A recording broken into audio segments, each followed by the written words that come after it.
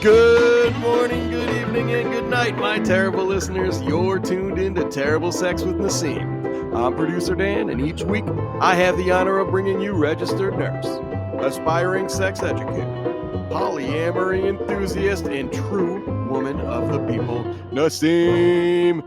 She tells us stories, answers our questions, and helps us feel more comfortable around our world's infinite variety of sexuality. If you've got a question for Naseem, call, write, or email her. All that contact info is at terriblesexwithnaseem.com.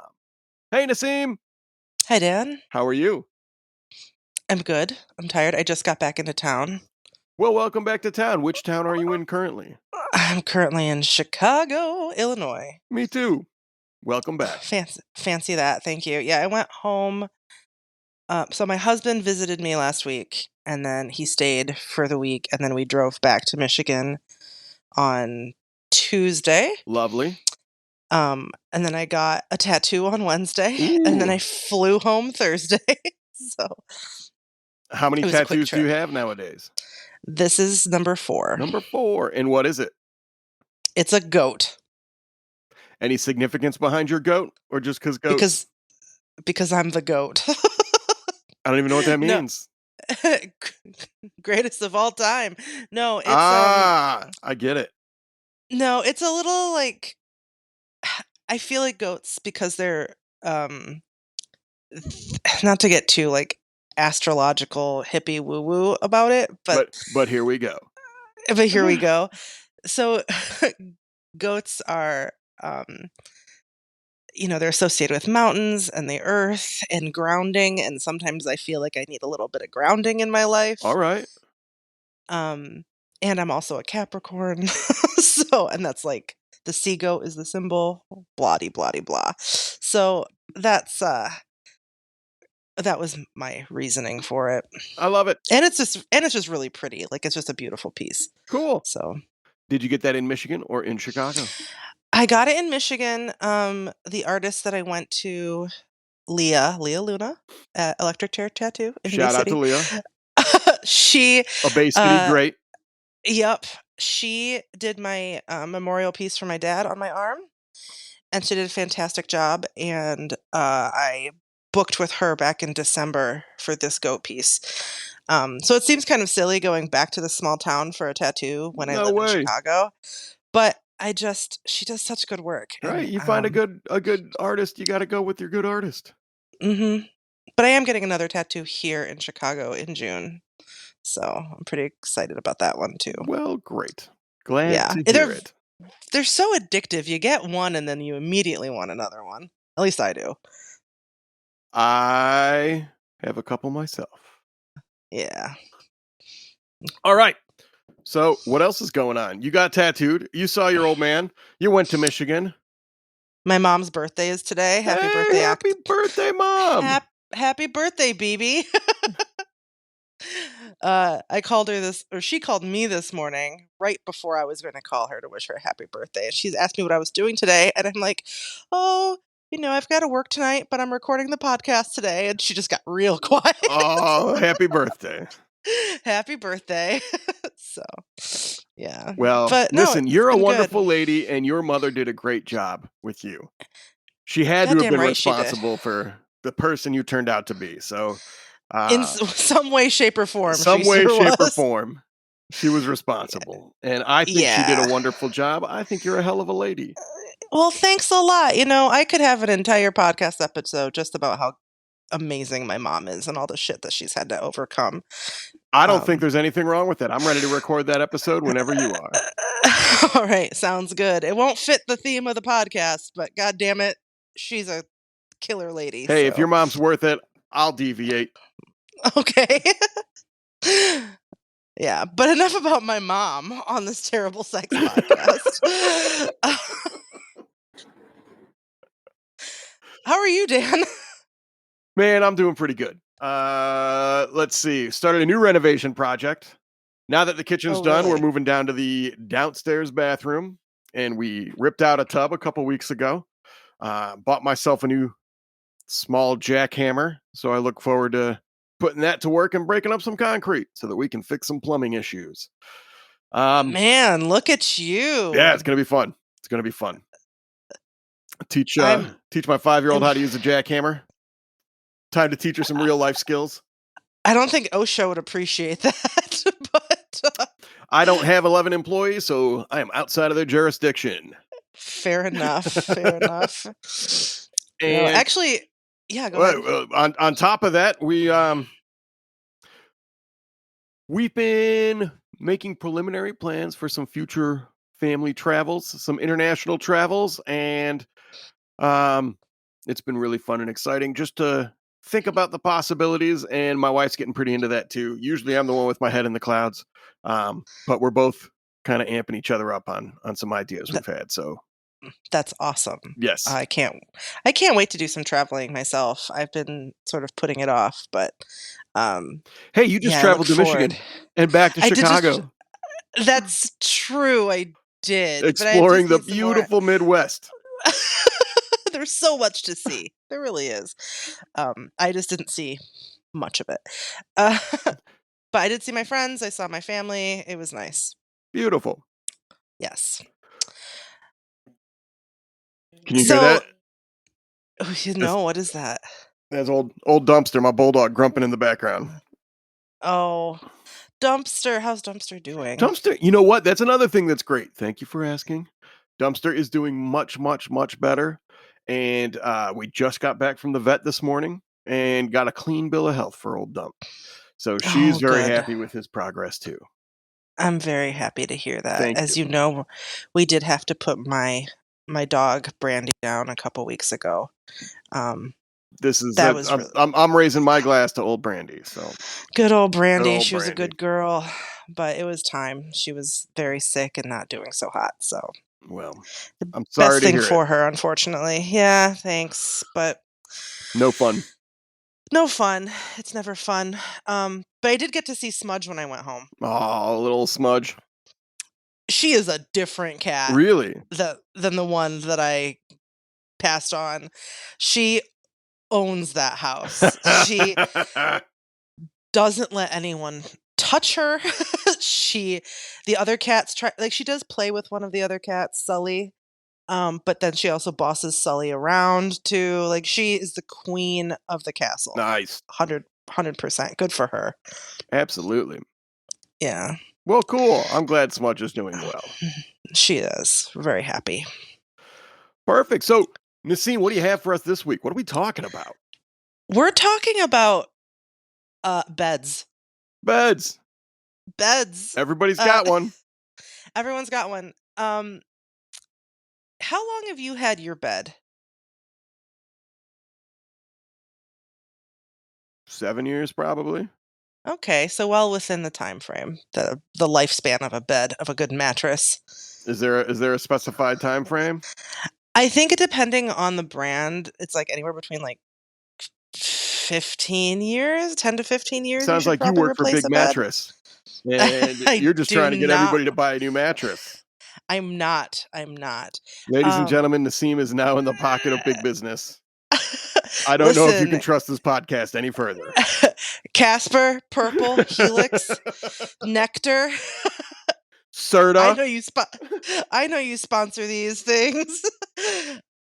This is it. This is the episode. No, so when my husband and I first got married, I mean, when we got married, uh, it in 2015, we got a fair amount of wedding money, you know, Yeah, couple and bucks we sticking in your couple pocket. bucks. Yeah, a few things here and there. And we spent the money on a bed, on a mattress, because we had a really shitty one that was his, and it was like 20 years old or something. And it had been passed down from like college roommate to college roommate, Right. and God knows what was living in it. So we decided, okay, we're married. Now's the time for a new good mattress.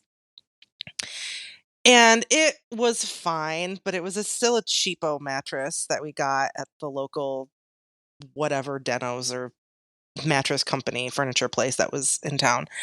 And it served its purpose. But then it was getting really uncomfortable. I like a firmer mattress and it was just too soft and I wasn't doing so great. So anyway, last year with our tax return, we decided to get a new mattress. Yeah. And I ordered one online. And it was a great deal because it was not just the mattress, and it was one of those, it was a platform style. So there was no box spring, and it came with a headboard and a frame. And I was like super excited. And it was one of those that you may hear about on podcast ads. One of the foam ones that comes in a box. Well, as soon as they sponsor us, you'll hear about them here. Yes. So, well, or not. We get this mattress. It's a king size. There was so much more real estate than what we were used to. Like, Yeah. we had really bumped up. we were living high on the hog, right? Living in luxury. Living life. Life. Unfortunately, this bed frame that it came with, it was a fine frame. Okay. Fine. But it was made of wood. But you have to understand, hi dumpster. He's just laying there grumping. Sorry. No, that's amazing. I love it. This is real life. So my husband and I had been using the mattress and the box and the bed ensemble for a few weeks, I think. Maybe it was a month or two. I don't quite remember the length of time that we had it at this point. And people don't just sleep on mattresses, as you're aware. No. Sometimes they sit on them, put their shoes on. On occasion, somebody jumps on them. Well, definitely not on this occasion. But people also have sex on beds. I know, I didn't right? think of that. Now it's starting to come back to what this podcast is about. Full circle. People have full circle. And Jar and I were really christening this thing. So we spent a lot of times making a racket. You're newlyweds. Of course you were. Oh, no. This isn't the first bed. This is the one we replaced it with. This happened like last year. Wait. Then back up. You lost me. What happened to the first one? King size, living high on the hog. No. That was a queen size piece of that was a queen size that we got with our wedding money. Wedding money, shitty mattress, but it was better than the one we had before. And then kept that for 5 years? Kept that for 5 years. Okay, yeah. Then recently, year ago, new mattress. New mattress. I got, I got my new job. I thought I was listening to you. I don't know how I missed all that. I could have also just been telling the story poorly, which you're doing a great job. So not on you. So we get this new mattress, this foam mattress in a box. New mattress is also foam. Different company? No, the old mattress wasn't foam either. It was just a regular Serta.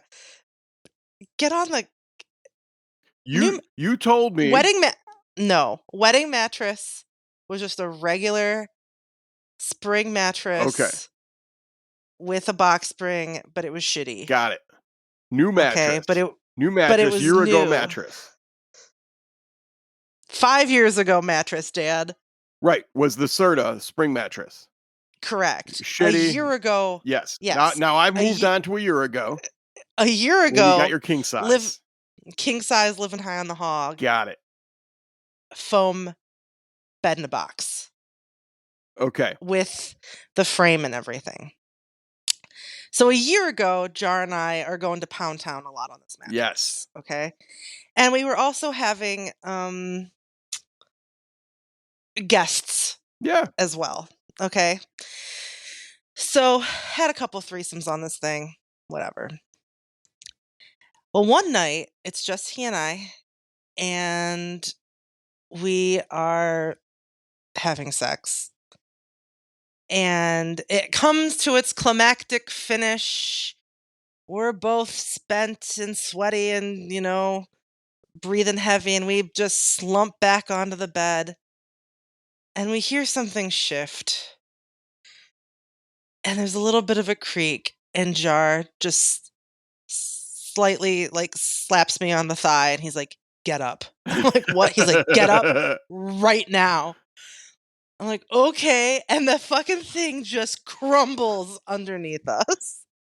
Just into a pile of toothpicks. This thing just collapses beneath us. We broke the bed after sex, which Good I didn't know for that you. actually happened. Yeah, but then we were without a bed frame for a while. But because you have to realize, I don't think that a lot of these companies, especially like these bed in the box companies where they're selling stuff for pretty inexpensive, the weight s- that they're scored to carry, It's I not don't so much think. the weight that they're scored to carry, but the forces that get applied to it that are different during sexual activity versus sleeping activity. Like, if you're building a bed for sleeping and all that force is just directed straight down, that's one thing. But the movement that happens during coitus is totally And when different forces coming from totally different angles. right, and then especially if you had a third person in there, Right. or and so there was definitely some various forms of impact happening. And you have to realize too that, like, I am not a small person. My husband is not a small person. We are both individuals of size.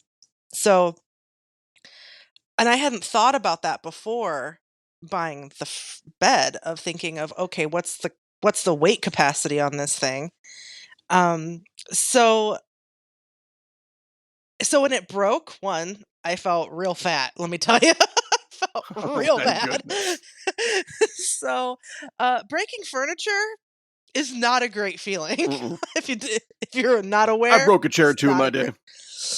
It's not fun. Nah. So then we had to get up. We moved the mattress off top of it. We have to move this pile of sticks out of our bed now. Um, and I immediately start trying to contact the company, and they tell us that uh, they can't replace it because it's been, oh, it must have been months, because it was after the 100 days. So So the they bed couldn't. frame came from the same company as the mattress, is that right? Yeah, Got it. they sent us all. It was all one bundle. So the frame broke. They wouldn't give us our money back, but they're like, "We'll just send you a new frame." I'm like, "Well, it's just going to happen again." She's like, "Well, then you can just call us for another one." Anyway, they sent us a new bed frame. It didn't come until after I had left for Chicago. So Jar had set it up, and he's been sleeping on it back home without any issue because I'm not there to break it. Um, I don't blame you. but ever since that day, I am so gun shy about sleeping in beds that I'm not familiar with. So I've been, here in Chicago, I've been staying at Airbnbs and like renting furniture and stuff for my contract. And I am so terrified to crawl into any bed that does not have like a track record that I haven't vetted yet. Actually, so I have this new Airbnb, and when JR came to visit me this last week, so this bed is a Murphy bed, Nice. the Yeah, the kind that like folds down from the wall, absolutely. and it's a double bed too, so it's small. Yeah. But so Jar and I were very concerned about, okay, one, can we even sleep on this thing together? Is one of us going to have to take the couch? And two, are we going to be able to have any kind of shenanigans? So we try to sleep on the bed, and he sleeps on it with me, and it's okay. All right. Not so All bad. right. Not so bad. And then I decided, and I told him, I said, no hanky panky on this bed because I don't trust it. He was like, okay. Well, of course, I'm the one who initiates hanky panky later on. Like, I go down on him and it's like fine and whatever, and everything's okay. But then again, we lay back down and there's some creaking. And I'm like, oh no, the shit better not break, because this is an Airbnb. It's not my bed. So I force him. I wake him up and I'm like, dude, we got to get off this bed. I need to know for my own peace of mind, what is this thing made out of? So I drag him out of bed in the middle of the night, and we both lift up the mattress to see what's underneath it, and it's made of steel. And it's like steel, and there's a solid board underneath it. And he's like, "It's fine. We're okay." I'm like, "All right." And luckily, it's been fine. Good. But I'm telling you, Dan, I am so afraid of beds now. I have like broken bed PTSD or something. Because fucking causes a lot of impact, especially when you're a big person.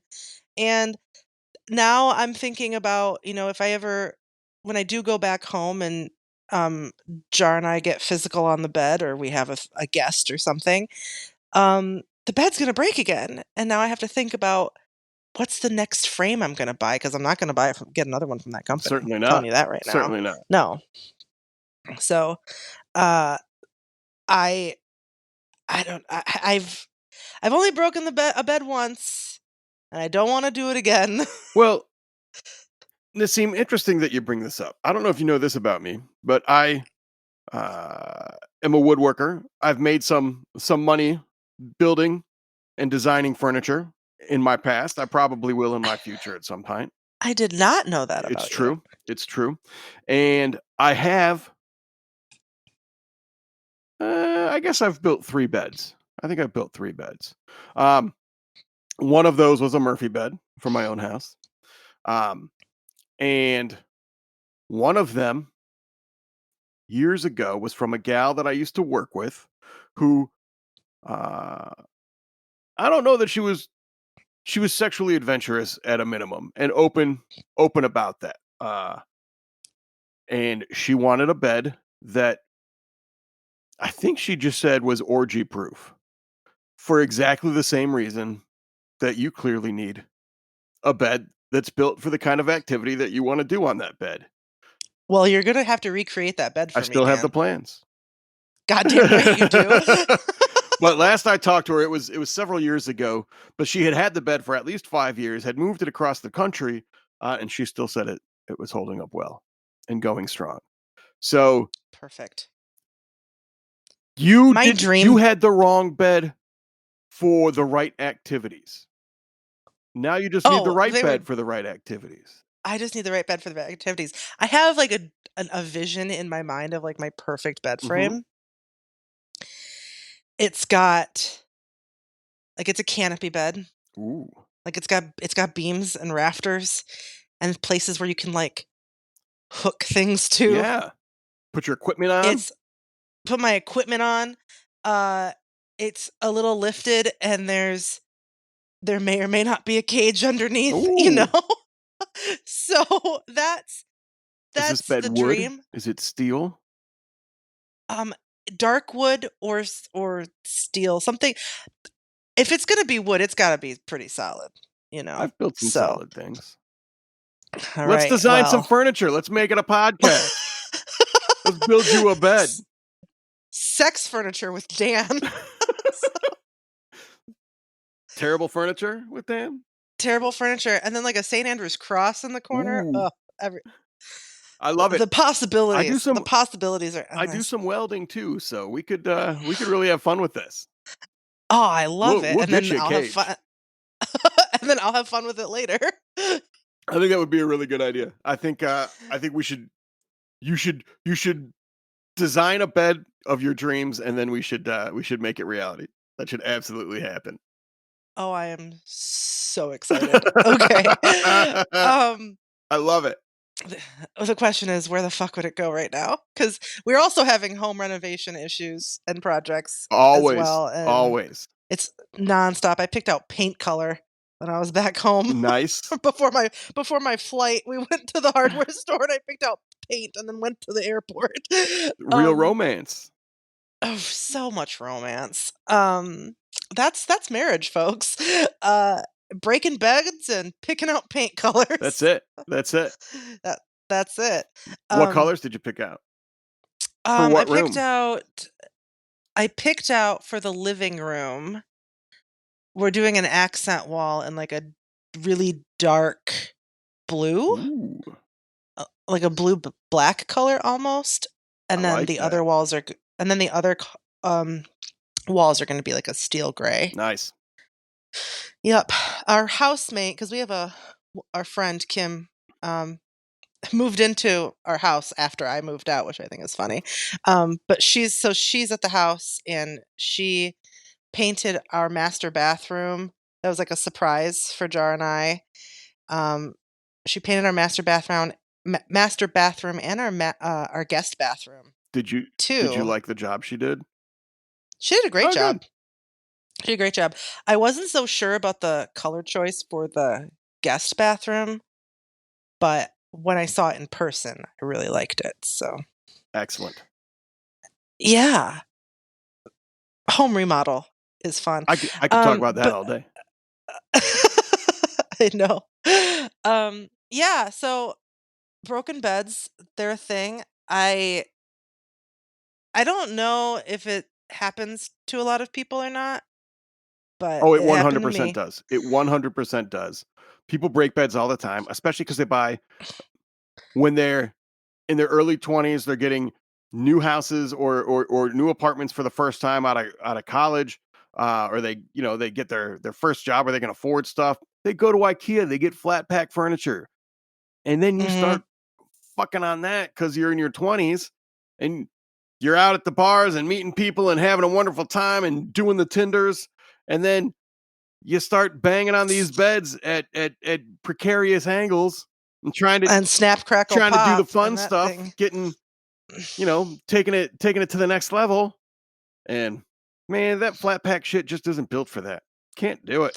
Not No, for long. my recommendation and what I am going to be doing in the future is whenever I purchase a bed frame, I'm going to look at the weight capacity and double it, like, for what I think I need or something. I found a bed frame on Amazon that has a 1,800-pound weight capacity on it. It's made of solid steel. Goddamn right. All That's right. what I'm talking Well, about. if you're gonna buy new, yes, I think that's reasonable advice. But if you're also gonna buy new, why don't you go to a furniture store? Why don't you jump on it? Why don't you put it through some paces at the store? Or Can you jump on a bed at a fuck store? I feel yeah, like that's reckless. if they're trying to sell you stuff, they'll let you do whatever you want. And if they don't, then Fair. that's not the bed for you. True. And there's a lot of used options that are very good. If you get like used furniture from the 70s, from the 60s, like or earlier, that stuff is built to last. And you can get that for dime a dozen all over the place. And it always comes with headboards. You can tie ropes to that shit. You can do whatever you want. That's true. That's true. The, advantage of mid-century modern. Exactly. Exactly. So I think you got options. And Naseem, this is not on you. Oh, I'm not saying it's on me. I'm just saying it has definitely put a bug in my brain. So every time I go to a hotel or a friend's house or a more than friend's house, I'm constantly feeling, what's this bed gonna do? I'm listening. I'm always using my ears, like every creak of the bed. Is that a board splintering beneath me? Is this bed caving in towards the middle a little too much? Like, Listen, I get they very got these things called mechanic mirrors. nervous now. I don't know if you've seen one of these, but it's like it's about this big, and what I'd say 6 or 8 inches, but it's telescopic. You pull a thing, and it'll pull out to about 30 inches, and then at the end there's a mirror that's angled. I say you keep one of those in your go bag, and whenever you go to a new friend's house, you casually slip that out, take a peek underneath the edge of the bed so you can see how it's constructed, get a feel for the thing before you get to work on it. I think that's the way to go. And then once you know are satisfied of the construction quality of the piece of furniture, then you can really let yourself go and enjoy the evening. These are the conversations that I have when I meet somebody for the first time. Your STD status and how heavy can your bed hold? So Got to get right down to the real information. If we're gonna have a good time, this stuff is important, folks. it is important because you don't wanna mess up a good time with a splinter in your ass. Like, that's not how you wanna end it, Certainly not. carrying piles of wood out the back door it's not a fun time. But it does make for something you can laugh about. Right, there's some joy there. There is some joy there. I mean, sex would get pretty boring if it always ended as expected, right? That's true. That's true, but also, maybe don't have expectations when you have sex. But that's just me. Maybe you can expect a nice, joyous time. Yes. That That's should be what you're the expecting. expectation. Fun. You should expect fun. Well, And maybe for some people, breaking a bed is fun. That's the goal. I'm sure there are folks who are like, let's break this thing. we're gonna fuck this thing into the floor. Well, Naseem, I certainly appreciate your positive look at the absurdity of sex. I mean, what other options do we have? So, I got some questions for you. You want to go there? Oh, good. Please. I don't know if you're going to know. I mean, maybe you know the answer to this. I don't know the answer to this. I'm looking forward to asking this question. We're starting off strong today. Okay. All right. Hit me. Hey, Naseem, how do I get better at deep throating? Oh, is that the question? That's it. That's it. That's Short it. and sweet and to the point. I like it. How do you get better at deep throating? Practice. I used to say that I had no gag reflex. Nope, I take that back. I used to say that I had a very strong gag reflex. And sometimes I still do, like even brushing my teeth sometimes, depending like if I just woke up or something, it can initiate that. But deep throating is not something that you can just, start doing. It does take practice. It takes a lot of time. It takes a lot of patience, practice. Breathe through it is all I can say. Make sure that you are focusing on your breathing. I saw a trick somewhere where someone like closed their fist and like dug their nail into the palm of their hand, and it like distracts from the gag. I've tried it. It didn't work for me, but I've heard it works for other people. So like some sort of distraction, I guess, from the gag. But also I've heard of don't that be working afraid. in a lie detector test. Oh, really? But I don't know. I have heard that. Create a That is painful thing when you're being asked questions so that yeah, I don't know, it says other stuff. Gives false readings. That's the word. I don't think polygraph tests are wildly accurate anyway. Oh, they're not accurate. They're not accurate at all. The fact that they're still used in any kind of criminal cases is ridiculous, but that's neither here nor there. No, this is not the Not polygraph my show. wheelhouse. This is not the polygraph show. It's a pseudo polyamory show, but not polygraph show. That's outside of my wheelhouse. But You're not a polygraph enthusiast? not at all. I can't say that I am. Yeah, but gagging is not a bad thing. Sometimes a partner may like that. Sure. Also, when you gag and when you attempt to deep throat and you gag, what happens is you get some mucus build up in the back of your throat, and you can use that mucus, like if you push it up to the front of your mouth, you can use it as extra lubricant, so it makes it makes the act of fellatio a lot easier. So you don't get like dry mouth or whatever, and it is more pleasing to the partner. Uh, it's also um, you take breaks too. If you start to feel like you're going to gag, stop, breathe, maybe let up on the penis a little bit, um, and just you kind of have to train yourself to do it. It does require that you suck a lot of dick, because practice makes better. Um, if that's what you want to do, like if you want to deep throat, practice, try it out. But if it's something that like maybe, if like are you wanting to do it because like your partner really wants you to do it? I mean, examine that. But yeah, just practice. Maybe don't practice on a real person. Get like dildos of varying sizes and practice on a dildo. Or maybe you do practice on a partner and you say, "Hey, I need practice. We're They'll gonna put love some that. time in on this." Yeah, absolutely. Yeah, Make it fun. Don't make it a chore. Make it exciting. Make right. it yeah, have fun with it. I think that's all good advice. I didn't Thank even you. know if you'd be able to answer that, and look at you. You got all the answers.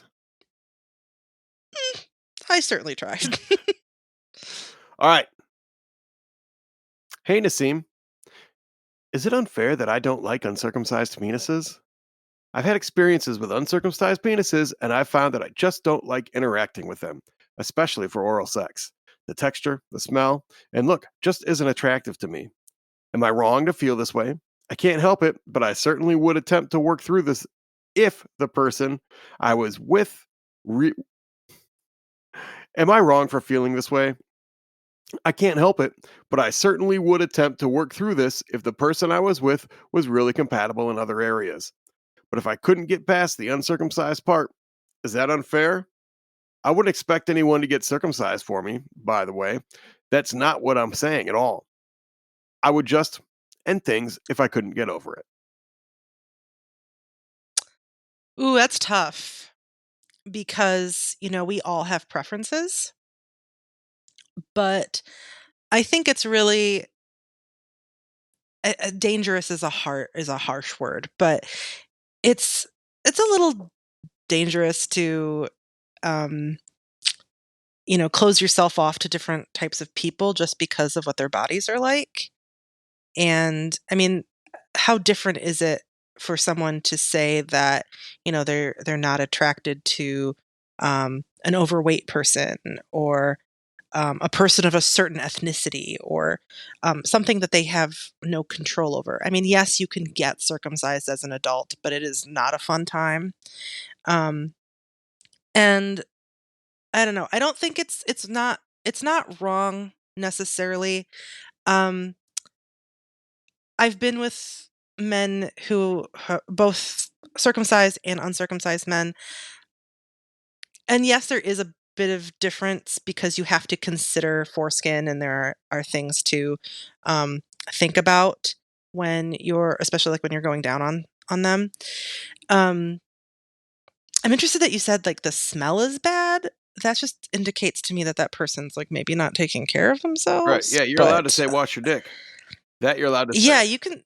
Yeah, you can tell somebody that can you like freshen up a little bit maybe, um, because anybody I mean I don't have a penis, but the men that I've known who have uncircumcised penises have said that they have been taught their how to take care of their foreskin, and that's something that comes with I don't know having a dick. Um, so uh, I don't think it makes you a bad person. I think that you have a preference, and that's okay. But mm, don't let it, I guess, affect your willingness to interact with people. Yeah, don't wall yourself off. Keep your options Yeah, open. keep your options open. Frankly, I mean, uncircumcised dicks are great. I mean, all dicks are great. But because there's a lot of positives to having an uncircumcised penis. Frankly, a lot of times it feels better. when you're having, like, for me, like, for P&V sex, 'cause there's, like, a little bit like, having that extra skin, um, it's almost, I don't wanna say it's like lubrication, but, like, the friction just feels differently, um, than a circumcised penis. There's lots of positives. I mean, there's also lots of positives to circumcised dicks. Dicks are great. There's no such thing as a bad one. Hey, Naseem, Yes. how do I give a blowjob for a really long time? My man has my man has fantasized of coming from just me giving him a blowjob, nothing else. I want to give him this, but I get tired or my jaw hurts after a while. Any advice? I laugh because if there's one thing I'm really good at, it's giving a really long blowjob. Um, so, he some people consider oral sex as foreplay, and I disagree entirely. I think Entirely. foreplay entirely. I think oral sex is, its own party in of itself, Woot woot. and yeah, baby. Um, so I think you need a little bit of foreplay before oral. So when you're going down on a guy, uh, tease him. Just like a long blowjob is not just having the dick in your mouth. I think, if you're caressing and kissing and licking like the areas around the penis, like suck on his balls, maybe. If he's into that, if he's into you, like maybe rubbing his taint a little bit, or like putting your mouth down there, or um, like nibbling the thigh. Start there, and then work your way to the penis, and then um and you don't have to go, it's not like all hard sucking the entire time. You can go slow, be sensual with it. Um, you know, do some licks, do some sucking, and then maybe like stop for a while and like play with it with your hands. Like, just because you go between like your mouth and your hands doesn't mean like you're ending the blowjob. It's all the same kind of action. You're still going down on him, but it's what you're doing as you're going down on him that extends the lifespan of the blowjob. It gives you a break, it gives your mouth a break. Um, and then it's also, you're creating multiple sensations for him. So it's not one constant feeling, which can be great, but it can also be, sometimes that overstimulation with one sensation can become almost dulling, or it's not as exciting after a while. So change things up. You can go soft, you can go hard, you can go back and forth, use your hands. If you're finding that, you're getting tired because you're going really deep on his dick. Use your hands at the base of his dick and just play with the tip with your mouth. There's lots of ways you can be versatile, and it can extend the time in which you're going down on him. And it's more of a roller coaster ride for him too. So he's getting all this plethora of sensations, and if it's not something that if you haven't done anything like that before, it's gonna, I think it'll make him wild, and good chance he'll make him come from oral that way. I think it's a great answer. Thank you. You're knocking him out of the park today. Well, at least I'm knocking the answers out of the park today. Hi, Naseem. When can one have raw sex? I've been sleeping with one guy since February. I don't want to have sex with anyone else. I'm able to get checked every month working in healthcare, so I know my stats. I want to take it to the next level and not use condoms.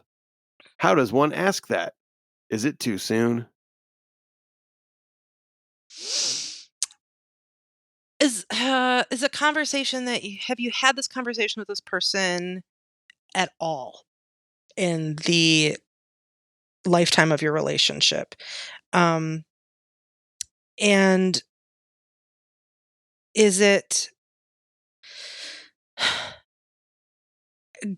going without a condom is a personal choice, and you have to really. It's not a question that I can answer for you. That is something that you have to have that conversation with your partner with. And how do you bring it up? Just be like, "Hey, man, you know, I really enjoy our sexy time together. Um, you're the only person that I'm with. How would you feel if we stopped using a condom? And, do you trust this person enough? Are you sure? Is he monogamous with you? Um, and if he's not, how do you feel about that? If you're getting tested regularly, um, there's a lot of variables here, both with your communication and your communication style, and also with what your partner's um, background is and what they're doing. So a lot of it comes down to trust. Um, and you just have to be open and willing to maybe hear an answer you don't want to hear too. So I am a strong believer of don't ask questions if you don't want to know the answer. um and so if he is sleeping with other people, is that something that you are okay with or not? And if you are are you still willing to go without a condom? That's a personal decision that you have to make. Um, I don't think it's too soon. I think timelines for when you escalate is completely within the bounds of the relationship. I can't comment on that. Um, but yeah, you just have to talk to him. And make sure you understand the risks and make sure that you have an alternative plan for birth control if that fits your gender. Thank you, Dan. I didn't even talk about that. Yes, absolutely. Have a backup birth control method if that is something that matters to you or affects you at all. Great. Moving on. Hey, Naseem, I bought a butt plug. On the description on the box, it says stainless steel. However, on the Amazon page, it just says metal. My question is this: is there any kind of metal sex toy toxic to the human body? Oh, buddy, this is a question for my husband. Is he Because is he a metallurgist? no, he used to work in the sex toy industry. Ah, So he knows way more about like products and materials and that sort of thing. Um Sex toys that are toxic to the human body, if you're buying one that is not from a reputable source, if you can't vet the company, then I would probably stay away from that product. It's really hard when you're buying things online, especially off of Amazon, because there's so many third party um, companies, and you don't really know where your products are coming from. But if the box says that it's stainless steel, then like I would go with what the packaging says, and not necessarily what the description online says. But as long as, but if I guess my recommendation is buy it from a reputable source, like buy it from a sex toy company itself, whether it's like Icicles or like Doc Johnson or something like that. Lover's Lane, basic has has cheaper stuff, but stuff that you can count on. But there are metals that you probably should stay away from, that they leach if they're not properly, like, I'm not a metallurgist at all or any kind of scientist, but or chemist, but there are metals that aren't great to be inhabiting your rectum, um, especially because of the environment inside the body. There's like, you don't want it to corrode or leach any of those chemicals. But I mean, metal sex toys are they're pretty great. So I'm not trying to scare anybody, but I don't know what specific toys you should stay away from, unfortunately. That is something I can do more research on and come back to. We will probably have another episode about sex toys in the future. But I would just say stay away from something where you can't determine the company that makes the product. I think that's great advice. I know a couple things about a couple metals. You clearly don't want to put any mild steel in your rectum because it could rust very quickly. So that would be a terrible idea. But if you had lubricant on it, no, never mind. Don't put mild steel up your butt. Stainless steel. You heard it here. That's right. You heard it here first. Stainless steel is your best bet. And most sex toys are going to be stainless steel, or surgical steel is also fine. Surgical steel is stainless steel.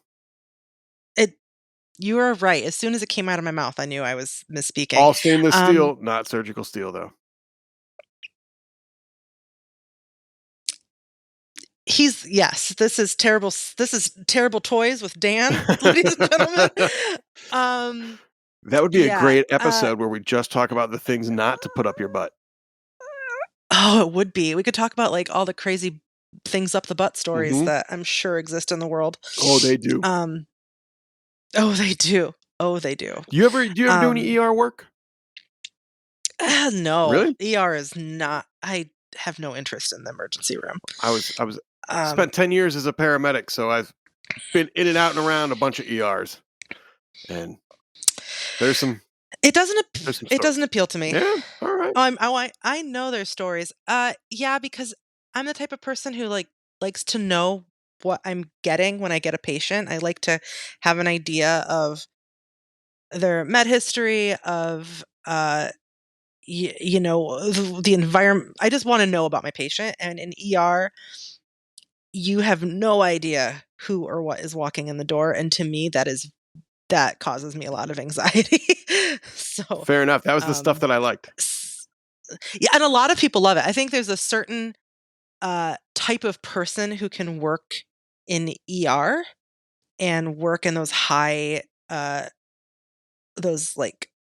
pressure environments, who can work out in the field and work in emergency rooms, and I give them, and you yourself, like, lots of credit. I couldn't do it. That's not for me. Well, I think we're very lucky we have you where you are. Thanks. That's all I got for you, Naseem. Oh man, this is a short one. It is, but it's a great one. This episode 5 will go down is absolutely positively one of the top 5 episodes of Terrible Sex with Naseem, for sure.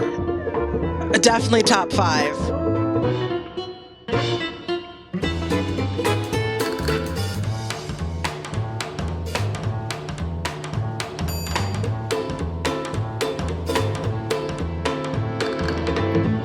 Naseem wants all her terrible listeners to know that although she is a medical professional, she is not your medical professional. This podcast is not medical advice. If you want medical advice, please seek out your very own healthcare provider. Terrible Sex with Naseem is part of the Terrible Podcast Network.